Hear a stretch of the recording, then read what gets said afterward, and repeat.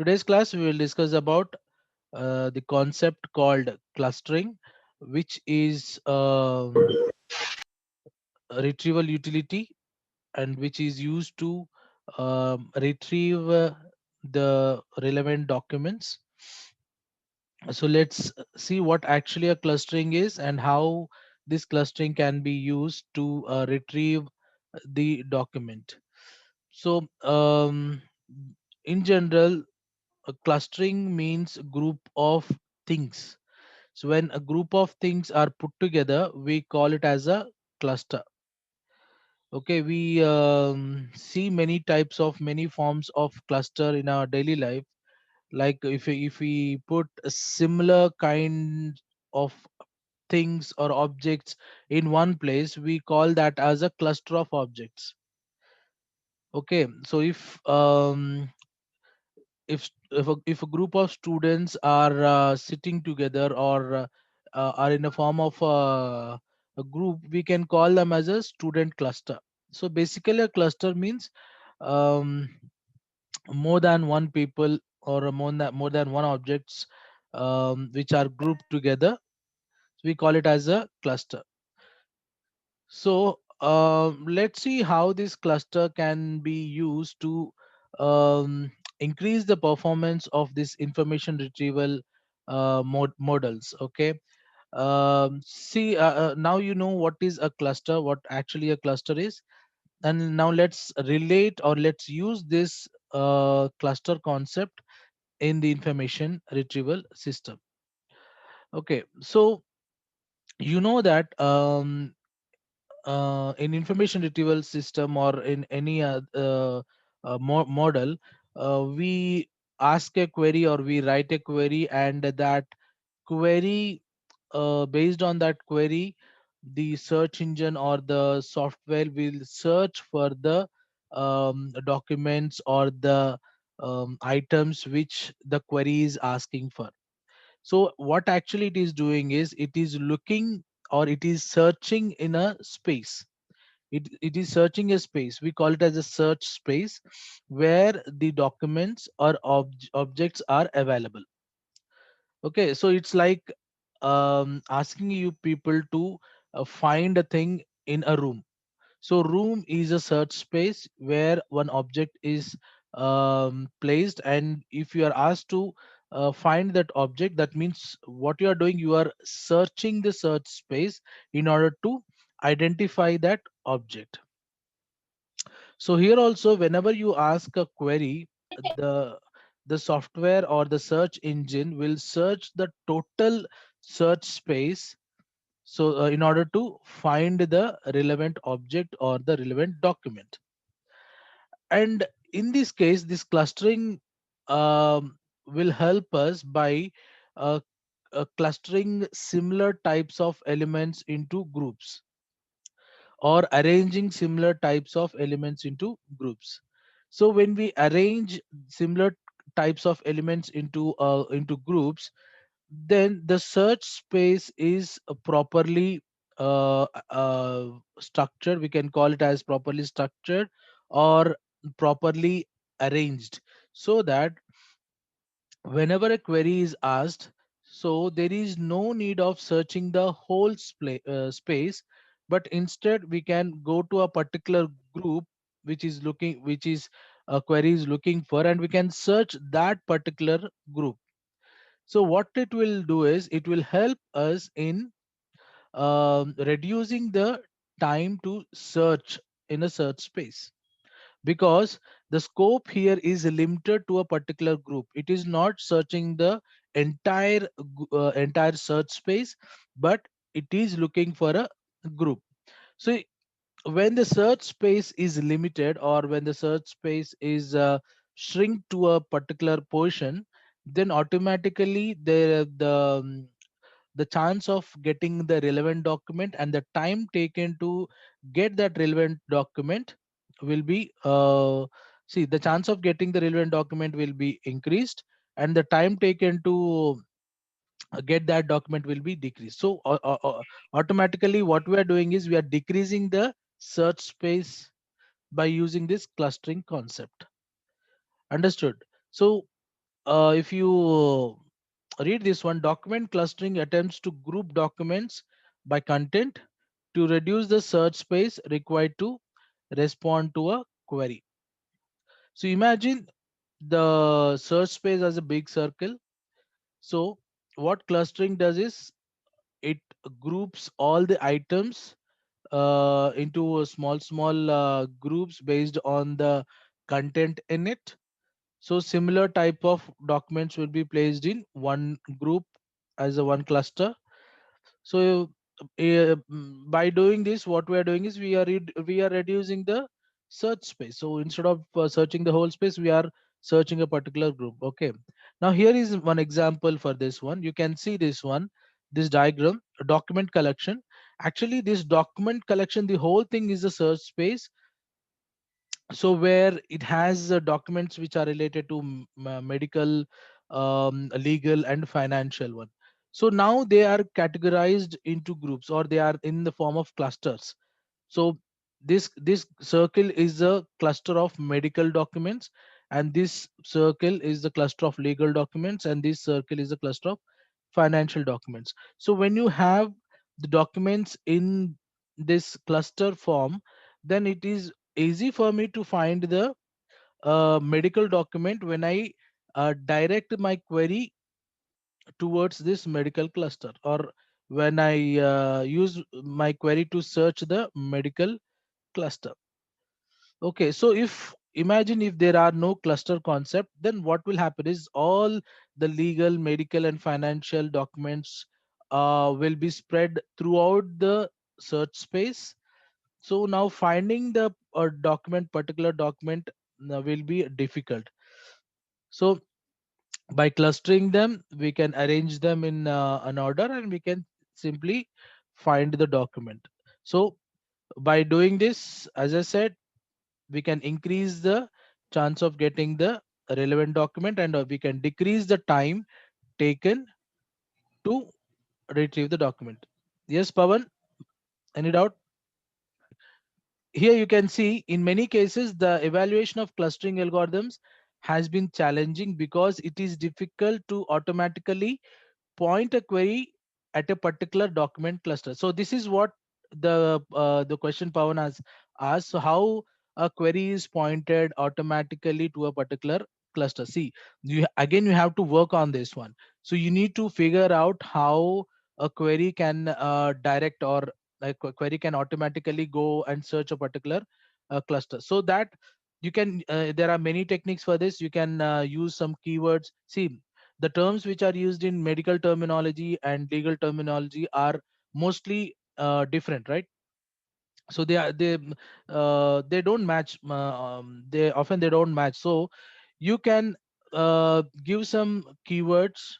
If our search engine finds those keywords, then based on that keywords, the query will be directed to a proper cluster. Suppose if my keyword has a word anatomy, or if my keyword has a word laparoscopy, or anything like this. So when my search engine sees these terms, then it will understand that these are the terms which are related to the medical terminology.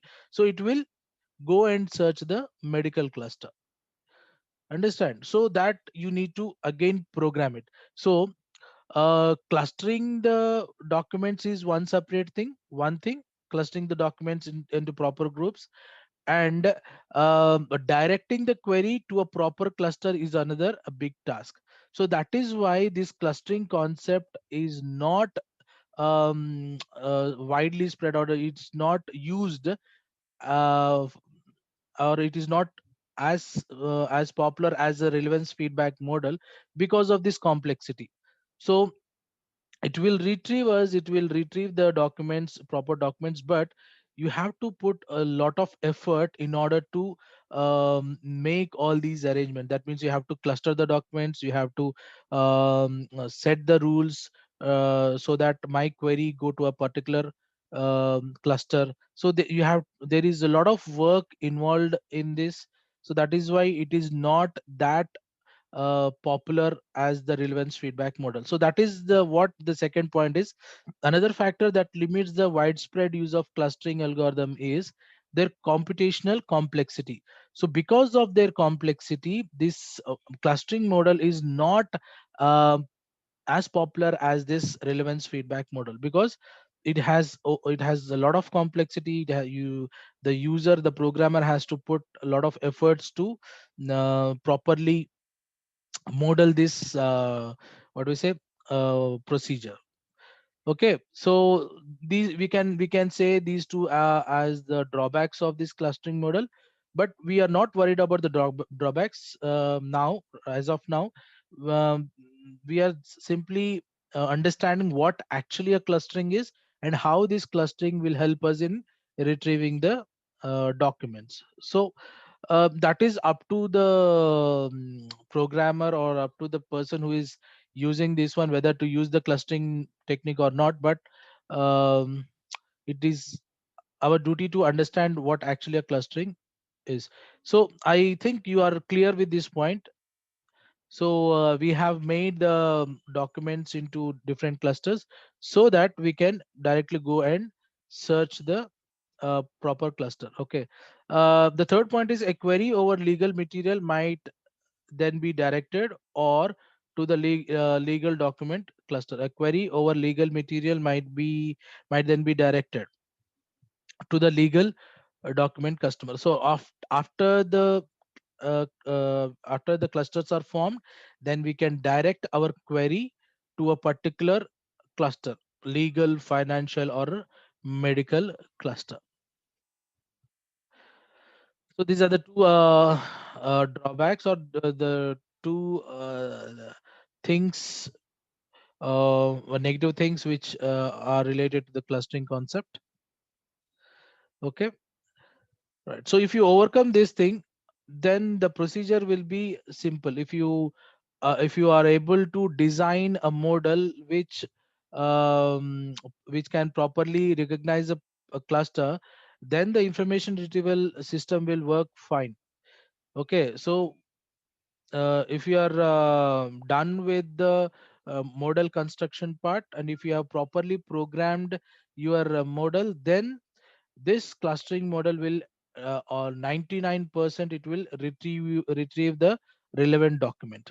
So if you overcome this complexity problem, then then your clustering model will be so successful that it can be used everywhere. All right, so this is all about this clustering and how the clustering works. Now let's see one person who have used this clustering or who have modeled designed a model using this clustering concept. Clustering. So he used the person Rocchio. Um, this person have developed a clustering algorithm which actually used to retrieve a document.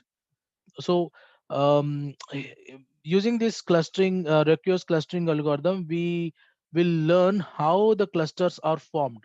So this is our first problem: how to form a cluster, or how to decide whether a proper document belongs to this cluster or not. We have thousands of documents available, and we should decide whether one document belongs to that particular cluster or not. So Rocio's clustering algorithm will solve this problem. It has some procedure to decide whether a document belongs to a cluster or not. So using this one, we can using this algorithm, we can cluster the documents. Okay, so so that we can solve one problem which we have discussed in the previous slide. So clustering the documents. So let's see this Rocio's clustering algorithm. It was developed in 1966, in which all documents are scanned and defined as either clustered or loose. See, you can see two words here: clustered or loose. Clustered means they belongs to so clustered when the one document is said to be in a cluster when that document has some similarity with the other documents it is around with. So if that document does not have any similarity, then that document is considered as a loose document. So a document can be a clustered document or a loose document. It is considered as a clustered document when it has some similarity with the group of documents in it, around it. If that document does not have any similarities, then it is considered as a loose document and it is placed aside, so it is not in a cluster. So in general we in general in colleges we have many groups, right? So people, there are students who play sports, there are some students who are interested in education, who are very good in education, there are some students who are interested in other cultural activities. So based on their what we say, the skill set, the students will form into clusters, isn't it? So if I pick one student and if I analyze his skills or her skills, I can understand that a particular student belongs to sports cluster or the cultural cluster, or a what do you say, education cluster. I can simply place him or her in any cluster by analyzing that student. Okay, if I am not able to analyze a particular student, then that student is considered as a loose student. That means he or her does not belongs to any cluster, because I cannot analyze the that person as a I cannot analyze the skill set of that person. So in the similar way, documents are also analyzed, and based on their analysis result, they are placed in a cluster. Yes, Pavan. So let's see how this Rokio has have a technique to um, cluster the documents. So first of all, he have considered two types of document. One is clustered document, another is the loose document. Clustered document means it is clear that a particular document belongs to a particular group, and loose document means there is no clarity to which cluster that particular document belongs to. So these are the two categories of documents we can find, right? So now let us see how a document is tested and decided whether that belongs to a particular cluster or not. Now let's see that technique. So an unclustered document is tested as a potential center of a cluster by examining the density of the document and thereby requiring that N1 documents have a similar coefficient of at least P1, and at least N2 documents have a correlation of P2. So here we are taking two parameters. One is similarity coefficient, other one is correlation. So similarity coefficient. Similarity coefficient is nothing but checking how similar the two documents are. So we are checking the similarity coefficient and correlation. Correlation is also similar to this similarity coefficient. Correlation means how uh, related correlated are the two documents, or what is the relationship between the two documents, the comparing documents. So this is what correlation is. So checking the relation between the two documents is called as correlation. And similarly, the similarity coefficient also how similar the two documents are. So here correlation means the if that means the two documents are how much dependent on each other. We are checking for the dependency, right? So if the dependence is 100%, that means they are totally dependent on each other, then the correlation value is very high. That means if I change the content in one document, then the other document will also affect. Then in that case, I call them as highly correlated. If if there is no relation between the two documents, then the correlation value is very low. So in order to check whether a particular document belongs to a cluster or not, first I have to check the correlation and the similarity coefficient of of the document with all other documents around it. Okay, so let me use the small diagram here so that you can understand. Whiteboard. All right, so I'm taking a point here. So this is the document which I'm analyzing whether it belongs to a cluster or not. So I have another documents which are, let me change the color. So these are other documents which are around it.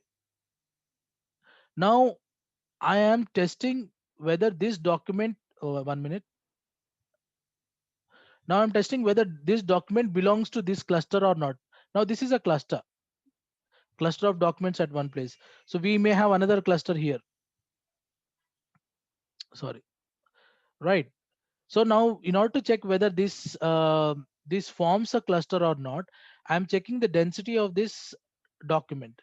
So in order to check the density of the document, what I'm doing is I'm considering it as a center point of the cluster, and I'm measuring the similarity coefficient with of this document with the documents which are around it, similarity coefficient and the correlation. So I'm measuring the similarity coefficient and the correlation between these two documents, and I am setting a threshold value. That means the what is the base value.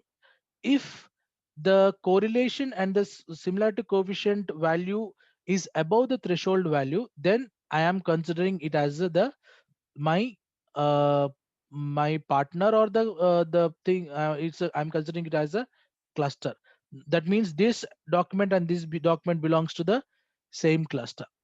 Similarly, I measure the coefficient relation and the correlation, similarity coefficient and the correlation between these two documents, and I check whether this value is above the threshold value or not, or above the base value or not. If it is above the base value, then it belongs to my cluster. So I will check the values. I will measure the values for all the documents which is around this document, and if they are above the base value, then they are in one cluster. Now I will measure the similarity coefficient of this document and this document here, and obviously the similarity coefficient and correlation will be what we say, uh, very less to this document. So now I consider this document as a loose document, or the document which not belongs to this cluster. So in this way now the cluster is formed.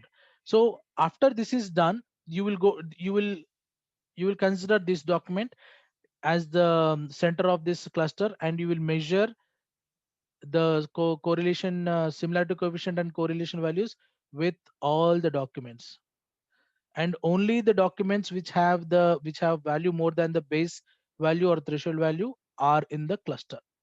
Which have the value less than the base value or the threshold value, then they are out of the cluster. So this is how all the documents are formed in the form of a cluster. Okay, understood?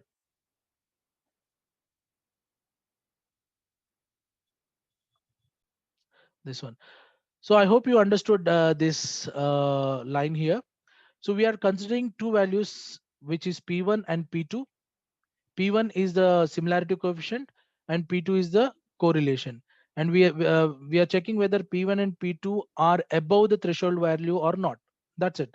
So we are performing these two, we are calculating these two values for N1 documents and N2 documents. N1 is the number of documents, suppose 10, 15, 20 documents. whatever the documents which are there in your search space.